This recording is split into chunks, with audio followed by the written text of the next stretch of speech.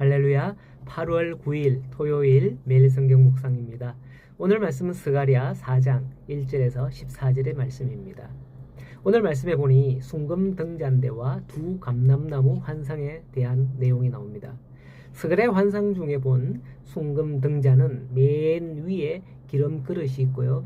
7 등잔이 있으며 각 등잔은 금관을 통하여서 기름 그릇으로부터 기름을 공급받는 환상이었습니다. 그리고 등잔대 좌우 곁에는 감람나무가 2개 있어서 가지를 통하여서 기름 그릇에 기름을 공급하여 주고 있다는 것이죠. 그렇다면 이 환상과 계시는 무엇을 의미할까요? 그 뒤 11절에서 14절에 쭉 보면 순금 등잔대는 당시 건축 중이던 성전을 상징하며 등잔대 좌우에 등잔대에 기름을 공급해주는 두 감람나무는 1차적으로 당시 성전 재건의 주역이었던 총독 스룹바벨과 대제사장 여호수아를 상징하고 궁극적으로 왕이며 대제사장이신 예수 그리스도를 상징하죠. 이와 같은 환상과 상징을 통하여서 무엇을 말씀하시려는지 묵상하는 그런 시간이 되었으면 좋겠습니다. 1절을 보면 천사가 와서 스가랴를 깨웠다 하고, 스가랴는 마치 자는 사람이 잠에서 깨어난 것 같았다 라고 하죠. 이러한 현상은 환상을 보는 전형적인 현상입니다. 육체는 깜빡 이렇게 잠이 든 것 같았지만은 영적으로는 깨어 있었던 거죠. 구약 시대에 하나님의 계시를 본 사람은 누구나 영적으로 깨어 있었고 육적으로는 이 같은 상태에서 계시를 보는 이들이 있었습니다. 이것에 관해서 자세히는 기록하지 않아서 우리는 그 원리를 잘은 모르지만은 우리도 가끔 무슨 생각이 어떤 깊이 잠길 때 정신이 깜빡하는 경우가 있잖아요. 무슨 생각했는지 거기에 몰두하다 보면 육체와 별개로 그렇게 정신이 깜빡할 때가 있어요. 그때 내가 깜빡했다 라고 그렇게 말하기도 하는 거죠. 대충 그런 원리다 생각을 하면 됩니다. 그러나 오늘 우리는 성경 시대처럼 하나님의 계시를 보거나 하는 그런 일은 거의 없습니다. 하나님의 계시는 성경으로 완성되었기 때문에 그렇죠. 그런데 이 성경 외에 다른 계시를 봤다 하는 그런 사람들은 이단일 가능성이 매우 큽니다.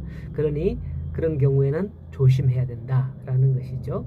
자, 그러면 하나님은 우리를 어떻게 깨닫게 하느냐? 말씀을 들을 때 그 말씀을 통해서 감동을 주는 거예요. 그 감동이 우리에게 주시는 그 깨달음이 될 때에 그게 내게 말씀하시는 하나님의 말씀으로 들려지고 받을 수 있는 거예요. 우리는 이와 같은 느낌을 개발하고 훈련하면 하나님의 영에 감동된 사람이 민감한 그런 사람이 될 수 있다라는 겁니다. 자, 이제 스가랴가 본 그 환상으로 들어가겠습니다. 2절에서 3절에 보면 그 환상이 기록되어 있는데 이 환상은 아무 뜬금없이 보는 환상이 아니라는 걸 알아야 합니다. 7 등잔과 순금 등잔대는 성소 안에 비치하여 성소 내부를 밝히는 그런 용도로 쓰였던 것입니다. 그러므로 스가랴가 이때에 이런 환상을 봤다 하는 것은 성전과 크게 연관되었을 가능성이 높다는 거죠. 순금 등잔은 성전 내부에 있기에 아마도 지금은 성전 재건을 완료하지는 않았지만 머지않아 성전이 다 완료될 것이다 라는 것을 보여주는 그런 환상이 아니었을까 생각되어져요. 이것은 우리가 십자가를 바라봄을 통해서 예수 그리스도를 생각하고 예수를 마음에 품는 것과 동일합니다.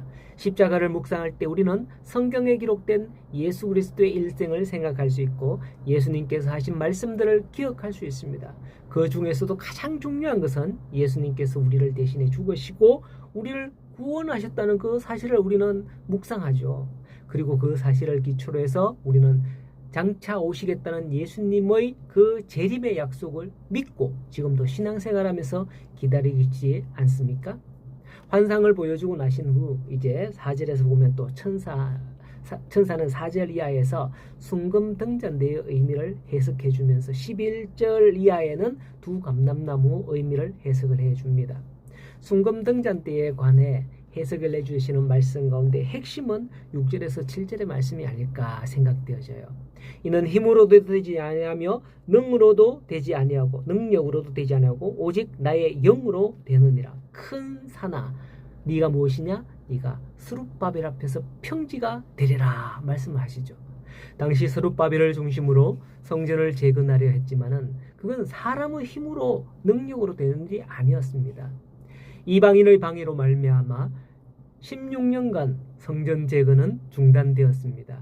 그 시간 동안 스룹바벨은 어떠했겠습니까? 아마도 이 일을 해결하려고 사방팔방으로 노력했을 거예요. 그러나 그것은 사람의 힘으로 되는 게 아니었던 겁니다. 이 모든 것을 하나님은 알고 계셨습니다. 마침내 그들의 기도를 들으시고 하나님은 말씀을 합니다. 큰 산아 네가 무엇이냐? 스룹바벨 앞에서 평지가 되리라 하시죠. 오늘날 우리 성도들의 신앙생활을 방해하고 하나님께 나아가는 일들을 방해하는 그런 일들이 참 많습니다. 그럴 때 반드시 이 말씀을 기억하면 좋겠습니다. 나를 막아서는 사탄의 괴계 앞에 이렇게 외치시기를 바랍니다.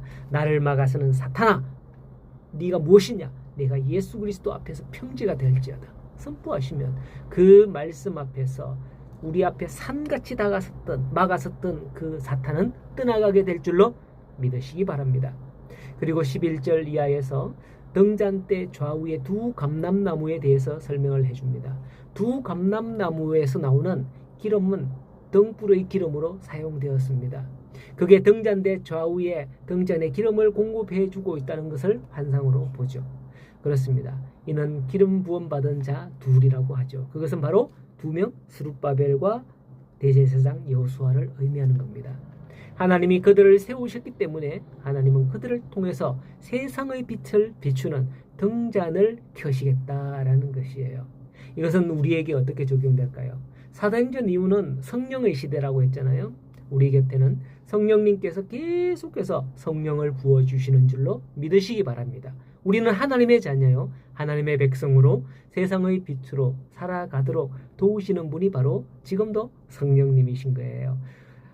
오늘 스가랴가 본 이 환상은 총독 스룹바벨과 여호수아 대제사장에게 큰 힘이 되었습니다. 몰랐을 때는 16년간 성전 재건이 중단된 게 자기 책임인 줄 알고 기도하면서 얼마나 그랬겠습니까? 그것을 하나님이 하신다는 것을 알고 믿고 맡길 수 있는 이제 용기가 생겼을 겁니다. 그리고 하나님이 부어주시는 기름을 통해서 빛을 잃지 않았을 겁니다. 우리 성도님들도 오늘날 살아가면서 이와 같은 믿음으로 나아갈 수 있기를 바랍니다. 하나님은 우리 앞에 있는 모든 산들을 파하실 것이며 우리에게 성령의 기름을 부어주실 줄로 믿으시기 바랍니다. 그 성령의 기름 부음을 받아 믿음으로 살아가는 우리 모든 성도님들 행복한 날들이 다 될 수 있기를 간절히 소원하고 축원합니다.